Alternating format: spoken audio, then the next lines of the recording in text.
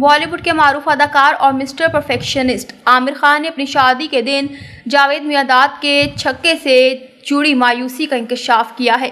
हाल ही में एक इंटरव्यू के दौरान अपनी जवानी की यादें ताज़ा करते हुए आमिर खान ने इंकशाफ किया कि जावेद मियांदाद के तारीखी छक्के ने इनकी शादी के दिन की खुशी को मायूसी में बदल दिया था। आमिर खान ने बताया कि उन्होंने और रीना दत्ता ने 21 साल की उम्र में खानदान की मुखालफत के बावजूद खुफिया शादी कर ली थी।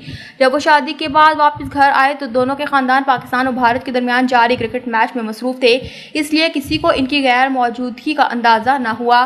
वही मशहूर मैच था 10 अप्रैल 1986 को शारजाह में खेला गया था, जिसमें जावेद मियांदाद ने आखिरी गेंद पर छक्का मारकर पाकिस्तान को फतह दिलाई थी।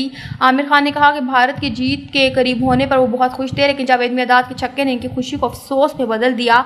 उन्होंने बाद में फ्लाइट के दौरान एक मुलाकात में मियांदाद से मजाक में कहा, जावेद भाई आपने मेरी शादी का दिन खराब कर दिया था। इस दिन मेरी शादी थी और आपने छक्का लगाकर भारत को हरा दिया और मेरी शादी का दिन मायूसी में बदल दिया था।